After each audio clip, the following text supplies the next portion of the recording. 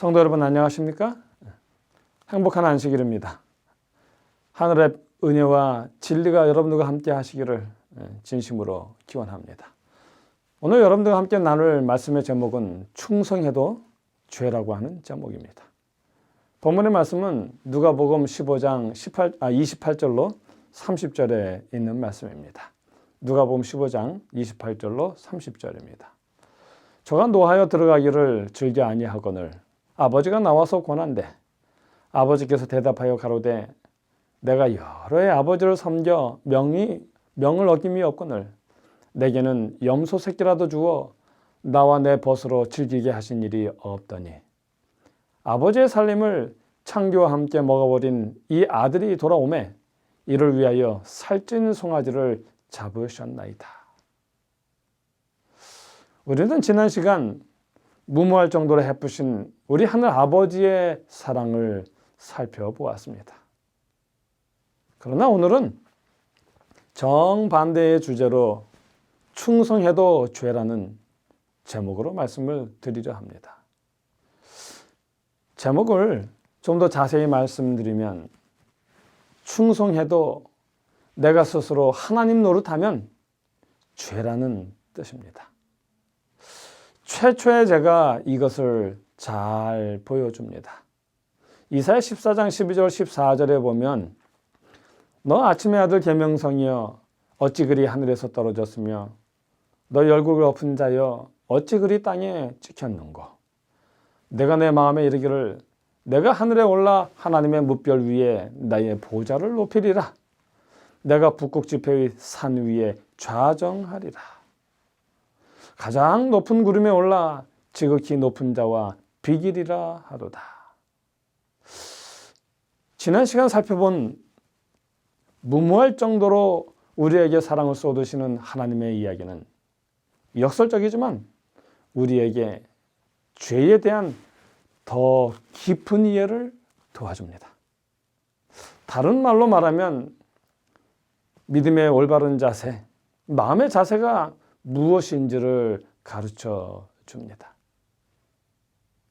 탕자의 이야기에서 두 아들은 행복과 만족을 찾으려는 우리 인간의 두 가지 기본적인 길을 보여줍니다.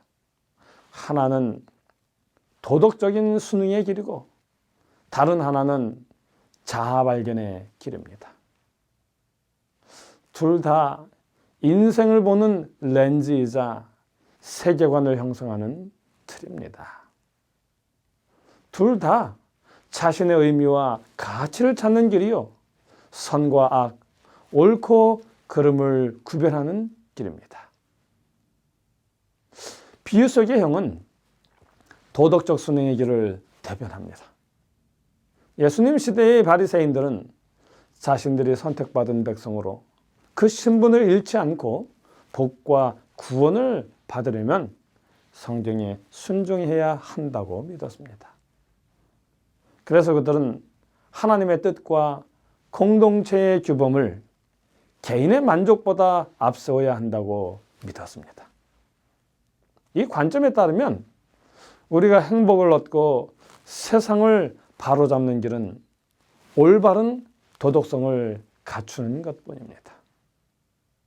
반면에 동생은 자아 발견의 길을 대변합니다.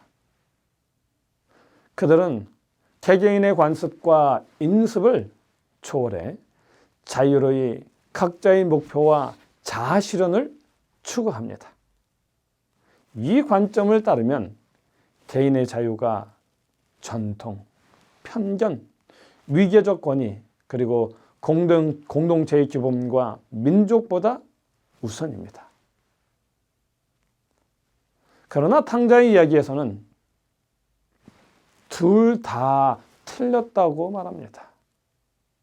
왜냐하면 방법은 다르나 마음은 같았기 때문입니다. 1막에서 예수님이 둘째 아들을 통해 묘사하신 죄는 누구나 수긍할 만한 것입니다.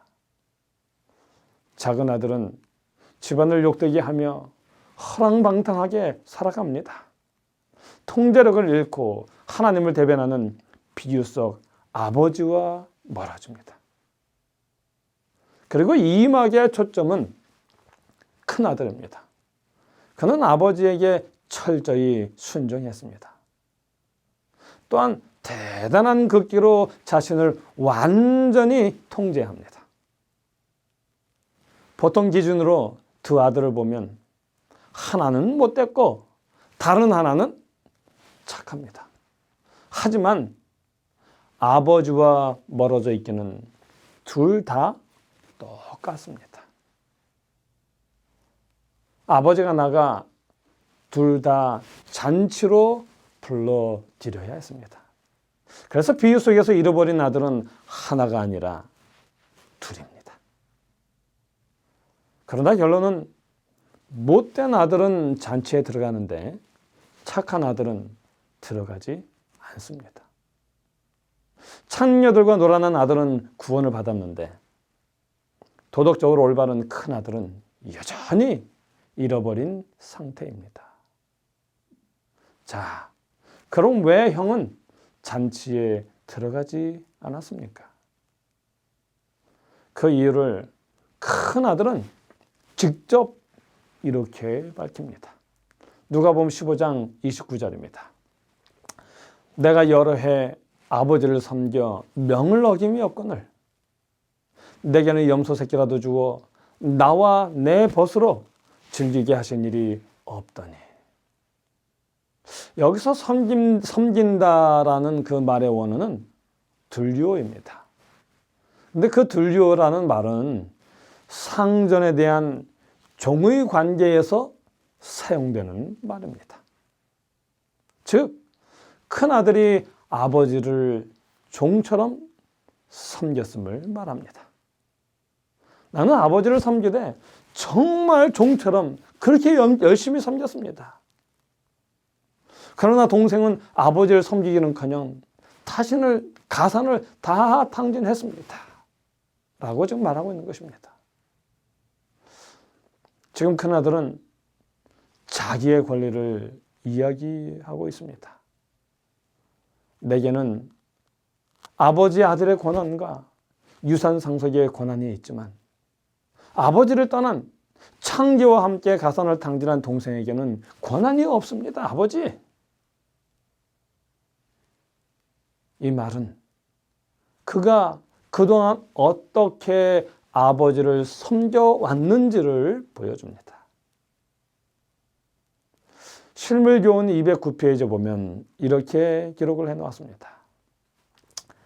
그들은 저희 자신이 그들이 큰 죄를 짓지 않았기 때문에 스스로 의롭다는 생각을 갖는다. 그들이 누구냐면 바리새인과 서기관들이에요. 그들은 비유에 나오는 마다들과 같이 하나님의 특별한 특권을 누렸다. 이들은 하나님의 집의 아들이라고 주장하였으나 사실은 품꾼의 근성을 가지고 있었다.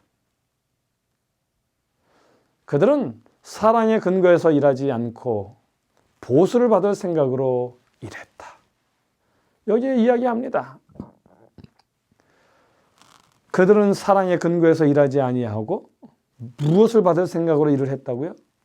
보수를 받을 생각으로 일했다.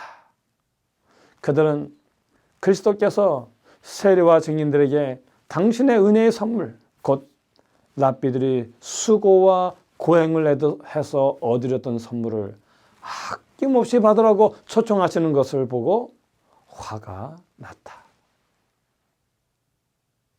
부친의 마음을 기쁨으로 충만케 한 탕자의 괴가가 그들에게는 오히려 질투심을 일으켰을 뿐이었다. 자, 사랑의 근거에서 일하지 않았습니다. 보수를 생각하며 권리를 생각하며 일을 했습니다.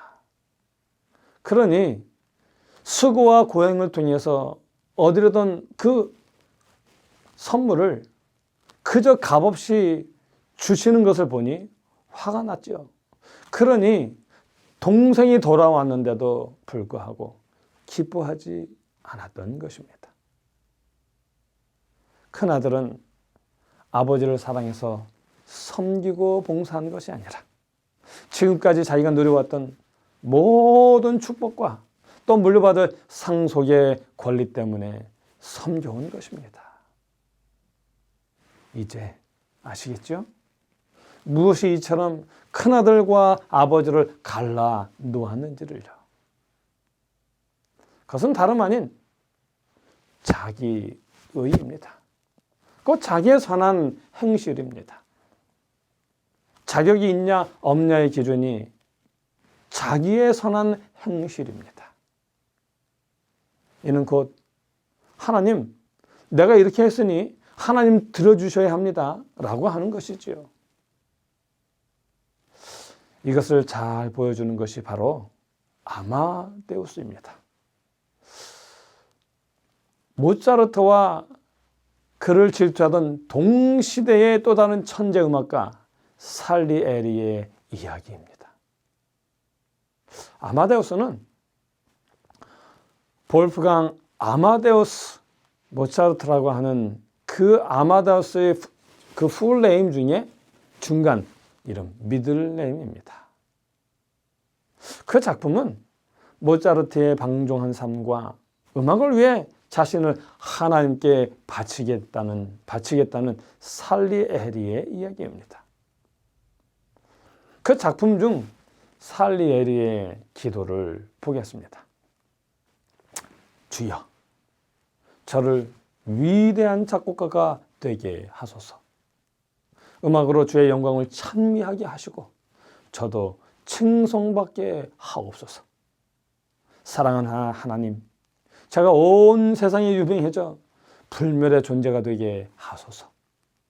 제가 죽은 후에도 제 작품이 사랑받고 제 이름이 영원히 회자되게 하소서. 그 대가로 저는 주께 제 순결과 근면함과 가장 깊은 겸손과 삶 전체를 드리겠나이다.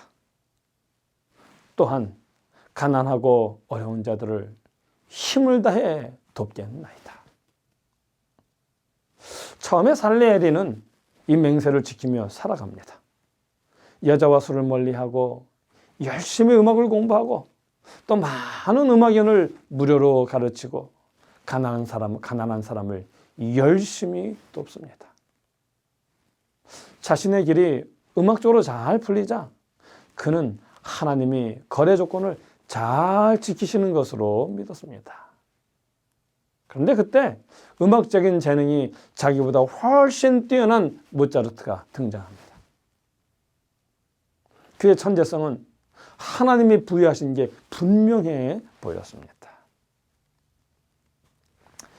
모차르트의 중간 이름인 아마데우스는 하나님께 사랑받는다라는 뜻입니다. 그런데 모차르트는 방종을 일삼는 누가복음 15장의 동생입니다. 하나님이 무모할 정도로 모차르트에게 주신 음악적 재능은 살리에리의 마음속에 신앙의 위기를 촉발합니다. 작품 중 그의 고백을 보면 이렇습니다. 도무지 이해할 수 없다. 나는 하나님께 재능을 받을 만한 자격을 갖추려고 본능적 욕망마저도 다 물리치고 있었다. 그러나 모차르트는 약혼한 상태에서 온갖 방종을 일삼는데도 아무런 징계가 없었다. 결국 살리에리는 하나님께 이렇게 말합니다. 이제부터 당신과 나는 서로 적입니다. 그리고는 어떻게든 모차르트를 무너뜨리려고 합니다. 그 살리에리가 또 이렇게 말했어요. 뭐라고 말했냐면 모차르트가 나타나고부터 나 자신이 싫어졌다. 하나님을 섬기며 순결과 자선에 부지런히 힘썼으나 자기가 그토록 원하던 영광을 얻지 못하게 되자 그 마음에 살의를 품게 된 것입니다.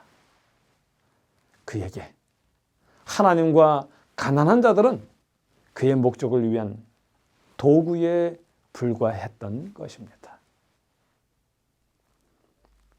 종교와 담을 쌓은 사람은 모차르트였지만 결국 하나님과 훨씬 더 멀어진 쪽은 독실했던 살리에리였습니다. 어떻습니까?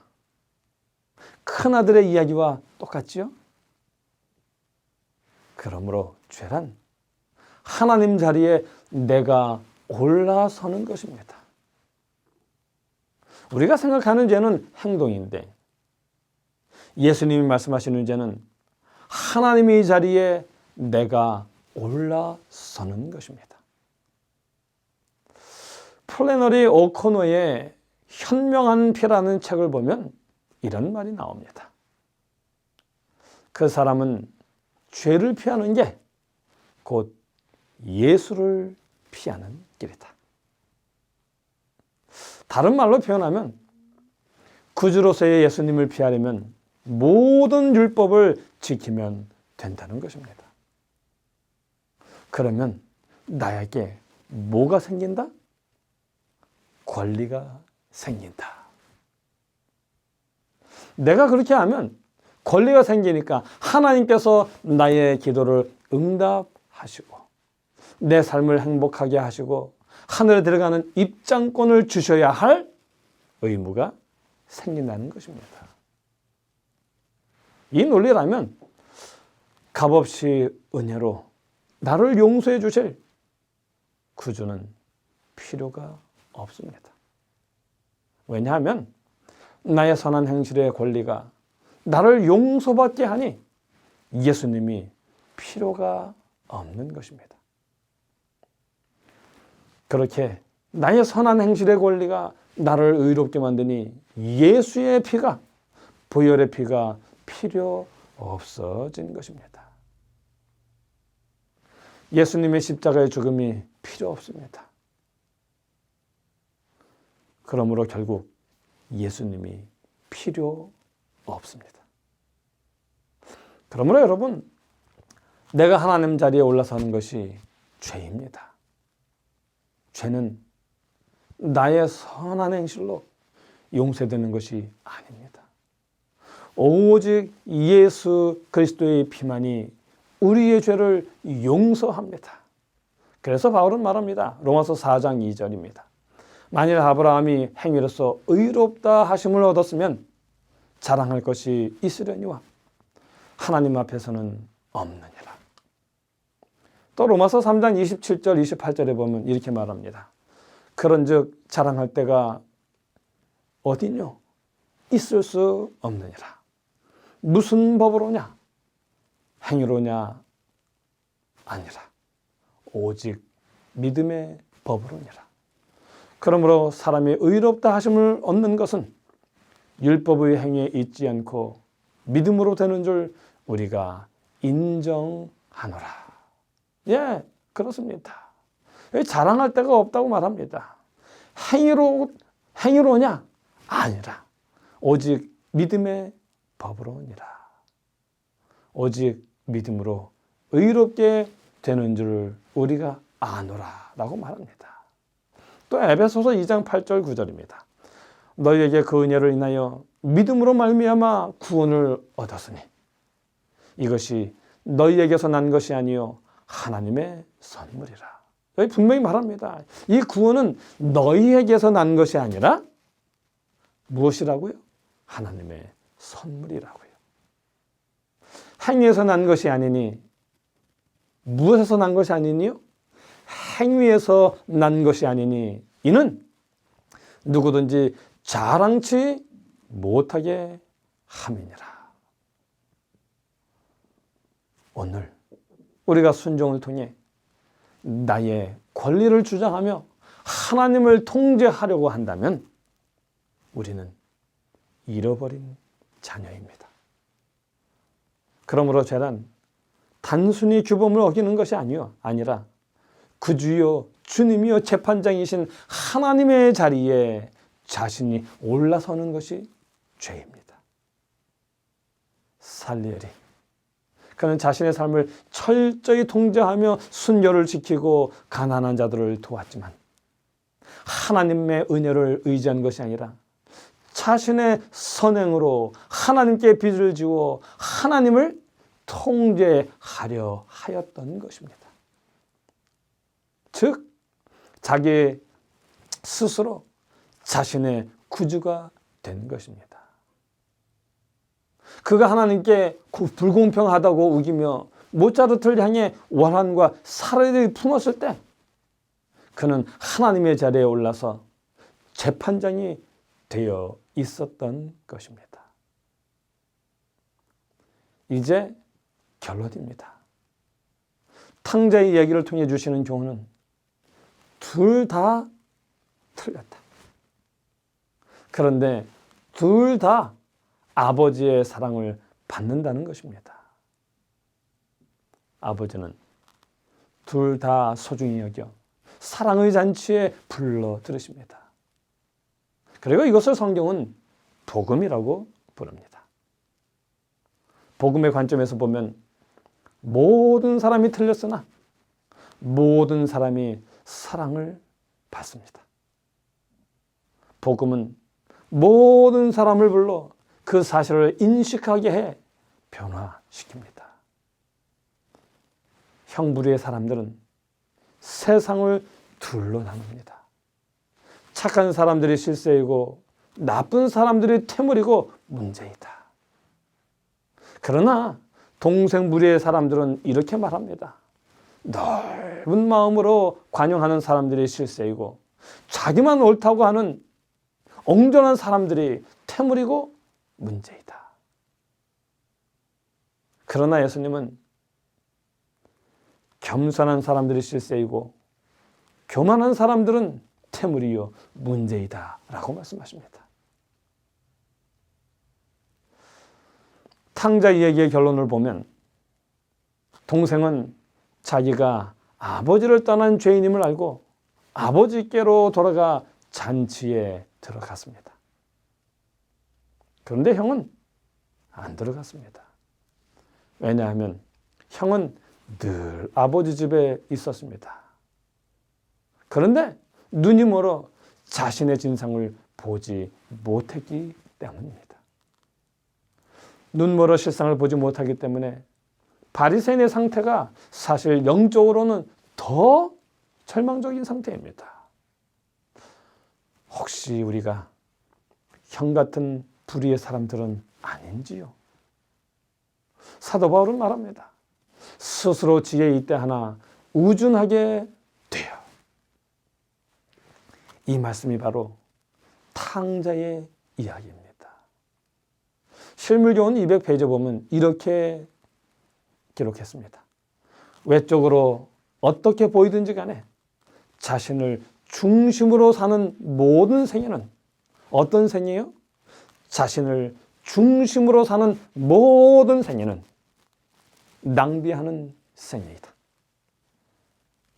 누구든지 하나님을 떠나서 살고자 하는 자는 재물을 낭비하는 자이다. 그는 귀한 세월을 허비하고 정신과 마음과 심령의 능력을 낭비하고 영원한 복락을 얻는 일에 낙오자가 된다. 자신을 섬기려고 하나님을 떠나가는 사람은 재물의 종이 된다. 여러분 기억하시기 바랍니다. 순종은 사랑의 진정한 표이지 권리가 아닙니다. 아무쪼록 저와 여러분의 믿음이 권리가 아닌 진정한 사랑을 드리는 겸손한 순종의 믿음이 되기를 바라며 오늘의 말씀을 줄이겠습니다. 하늘에 계신 저희들의 아버지 하나님, 오늘 우리에게 귀한 말씀을 주셔서 감사합니다. 하나님, 우리가 하나님을 섬기며 오랜 세월 동안 우리 자신을 구별하여 드리며 살아온 모든 생애들, 하나님, 그것이 우리의 권리가 되지 않음을 깨닫게 하시니 감사합니다. 아버지여, 오늘 우리 마음속에 왜 그렇게 살아왔는지를 뒤돌아보게 하시니 감사합니다. 아버지요, 우리의 그렇게 살아온 모든 생애가 하나님을 사랑하기 때문에 살아온 생애가 되도록 주여 도와주시옵소서. 이제라도 우리의 마음을 정결케 하셔서 하나님, 우리의 마음속에 권리를 주장하고 또 하나님의 자리에 서서 내가 마땅히 이렇게 되어야 한다라고 하나님께 간구하는 자들이 아니라 아버지요, 겸손히 주님 앞에 무릎 꿇게 하시고 십자가 앞에 무릎 꿇게 하셔서 나를 위하여 십자가에 달려 돌아가신 예수 그리스도를 바라보면서 내가 얼마나 큰 죄인인지, 죄가 얼마나 무서운지를 깨닫는 아름다운 주의 성도로 살아가게 하여 주시옵소서. 그리하여 오직 예수 그리스도를 믿는 믿음으로 말미암아 구원하는 아름다운 주의 성도 되게 하시고, 이 땅에 살아가는 동안 하나님의 그 은혜가 놀라와 이웃을 돌아보며 형제를 사랑하고 모든 허물을 사랑으로 덮는 아름다운 주의 자녀로 살아가게 하옵소서. 하나님의 그 무한하신 사랑을 다시 한번 감사드리며, 이렇게 살아가기로 결심한 주의 모든 성도들 위해 이제로부터 주님 오실 때까지 주의 성령이 함께 하셔서 그렇게 살아가도록 인도하여 주시옵기를 우리 주 예수님의 이름으로 간절히 기도하옵나이다. 아멘.